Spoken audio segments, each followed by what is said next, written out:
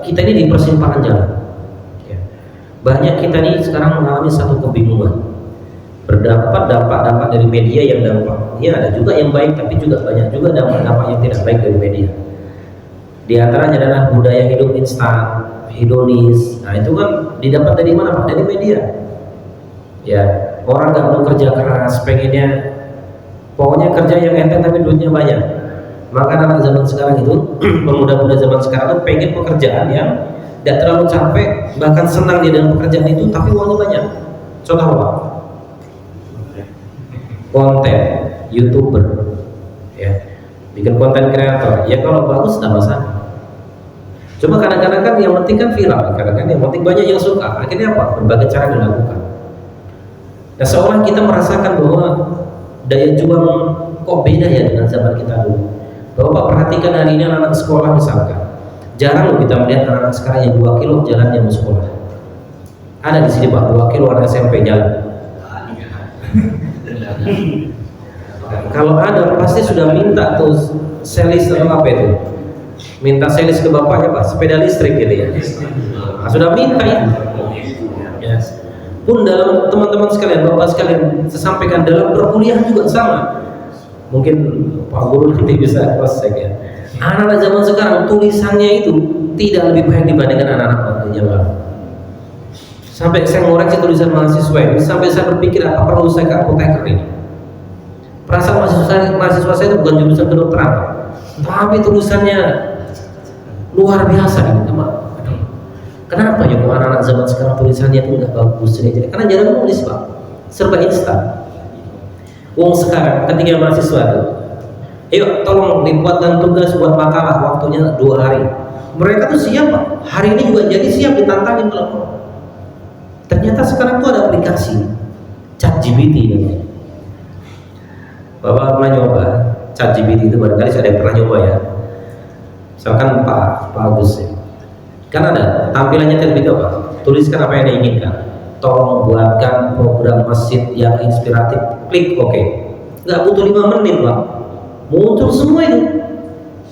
Tolong buatkan proposal Ramadan. Klik, muncul semua, tinggal salin, edit sedikit jadi. Nah mahasiswa sekarang banyak. Tolong buatkan makalah ini nih, beserta referensinya, selesai. Jadi kumpulkan.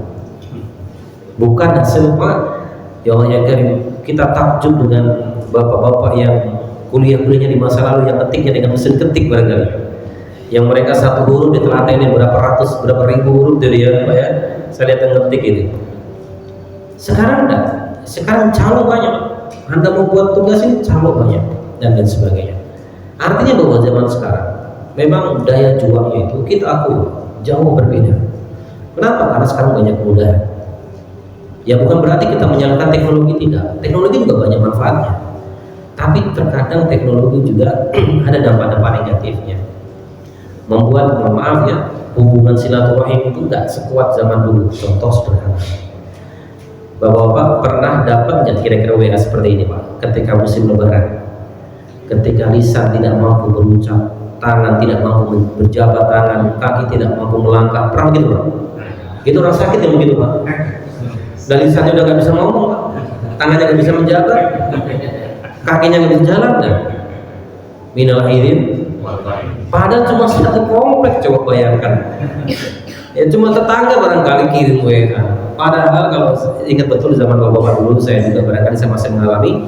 Kita di kampung kalau lebaran itu belum keliling satu kampung, itu doain orang tua. Udah selesai belum? Pulang besok lagi, ke ujung, sampai begitu.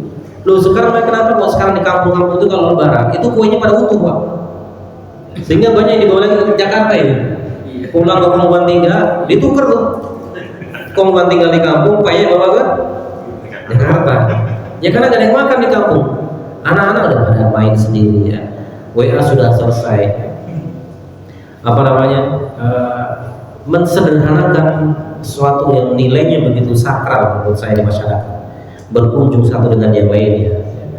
Kayaknya seolah dulu tuh lebaran ramai orang semua kemarin ketemu di jalan, sekarang ya hanya berapa jam selesai. Bahkan sekarang banyak ya selesai sholat Id kita kumpul di masjid salam-salaman selesai pulang. Di rumah semua nungguin makanan yang masing-masing. Yang datang tamu-tamu yang jauh dan lain sebagainya. Contoh berikutnya, bapak kalau suka naik kereta ke Jakarta, naik kereta KRL, itu pasti hampir 90% orang kalau sudah naik kereta yang dipegang handphone, Pak. Nggak ada tuh ngobrol dengan sampingnya, udah nggak ada sekarang. Sibuk dengan handphone. Ada yang pakai headset, pakai topi, naik kereta duduk, turunkan topinya, pura-pura tidur. Kenapa? Ya, nyaman dulu sampai Manggarai, sampai Jakarta, ya, dan lain sebagainya. Artinya jemaah sekalian, teknologi juga terkadang membawa dampak demikian. Meskipun tidak semuanya buruk, tetapi perlu kita sikapi dengan bijak. Dan hari ini namanya teknologi juga bisa, mohon maaf sekali ya, bisa membuat persaudaraan itu bisa menjadi retak gara-gara teknologi media sosial yang kita tidak bijak. Ya, saya tidak mengambil contoh apapun contohnya yang hari ini sedang viral, tidak. Tetapi kita mengambil satu pelajaran bahwa terkadang media itu kalau kita tidak bijak, ia akan membawa satu hal yang tidak baik. Itu saja poinnya. Dan yang kelima, azannya berbagai problematika ini kemudian kita mengerucut, ya ternyata iblis itu pernah bersumpah, ya, ketika mereka diberikan satu doa yang dikabulkan oleh Allah untuk menggoda manusia, maka itu akan menggoda manusia sebagaimana yang pernah kita disampaikan dulu, ya, dalam surat Al-A'raf, akan menggoda kita dari depan, belakang, kanan, kiri, dan lain sebagainya. Dan godaan besar iblis, jemaah sekalian, dalam salah satu hadis disampaikan bahwa iblis itu punya kerajaan di atas air. Maka yang menduduki singgasana di paling atas itu mereka yang daya godanya paling kuat ke manusia.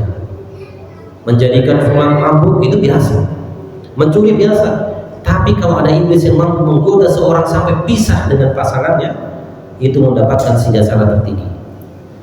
Maka hari ini begitu banyak kita saksikan, kita dengarkan, ya, fitnah-fitnah ataupun kejadian-kejadian rumah tangga kaum muslimin yang mereka bahteranya tidak sampai di penghujung.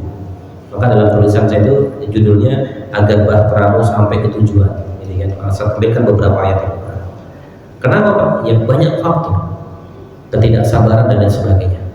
Maka faktor 5, azan Allah di Jawa Barat, bapak-bapak sekalian, dalam satu penelitian yang kemarin saya baca, Jawa Barat ini merupakan provinsi yang hampir-hampir paling banyak kasus perceraiannya. Ya, banyak faktor. Ada faktor orang ketiga, faktor ekonomi, pokoknya banyak sekali faktor. Dan kita selalu berdoa mudah-mudahan Allah semua kuatkan rumah tangga kita semua, warga-warga kita.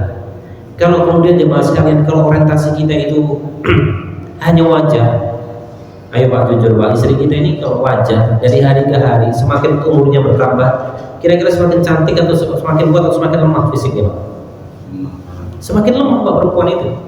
Perempuan itu kalau sudah 40 tahun itu grafiknya menurun lebih cepat dibandingkan lelaki. Lelaki sama menurun, tapi perempuan lebih cepat. Kenapa? Kalsiumnya sudah disedot ke anak-anak ketika dia sedang hamil dan lain sebagainya. Maka banyak ibu tidur AC16 pilek, ya, ajak keluar dikit nangis batuk, ya. Coba tempat tidur mana yang tidak ada fresh care box untuk teman-teman itu, hampir semuanya ada. Ibu-ibu kita ini kalau ngaji coba yang dibawa, kalau dulu mungkin ketemu parfum gitu ya, semprot sana semprot sini. Kalau anak-anak sekarang coba lihat nanti kalau sudah 10 tahun menikah, fresh care atau apapun itu, ya nggak akan jauh-jauh dari mereka. Kalau balsam, ya, oyo. Kalau kemudian kita nih orientasinya kecantikan, mohon maaf, selesai langsung. Kalau kita orientasinya hanya kekayaan, nggak jamin, Pak. Meskipun orang nggak punya uang juga pusing, tapi kemudian dengan banyaknya uang itu nggak jaminan bahagia. Betapa banyak orang-orang yang kemudian dia bekerja dengan gaji yang besar, yang istrinya diberikan uang yang besar, dirasa cukup membahagiakan, ternyata tidak. Kenapa? Suaminya selingkuh. Merasa uangnya banyak, udah ngasih ke istrinya cukup, bukan? Dan lain sebagainya. Jadi apa yang membuat kita harus melakukan? Satu, karena iman, keyakinan kita kepada Allah SWT. Maka kalau iman kita sudah bermasalah, maka akan bermasalah semuanya. Tadi sebelum berangkat ke sini, saya si ibu-ibu tadi saya foto dulu ke Pak Agus sampai beliau nanya, kira-kira keburu nggak waktunya, Sah? Tadi saya sempatkan, saya dulu kan Pak Agus, ya. Ibu-ibu tahlilnya belakangan, ya, jadi saya ceramah duluan. Oh siap Pak, saya ke Karawang, jadi tahlilnya belakangan, ya. Doanya belakangan, yang lainnya jadi saya ceramah langsung ke Karawang. Saya sampaikan bahwa ibu-ibu ini akan menghadapi masalah. Kalau apa? Kalau suaminya sholatnya nggak ke masjid, Pak. Sholatnya di rumah. Kenapa? Karena lelaki wajib di masjid. Apalagi kalau ibu suaminya nggak sholat, nah ini yang menyebabkan rumah kita nggak tenang.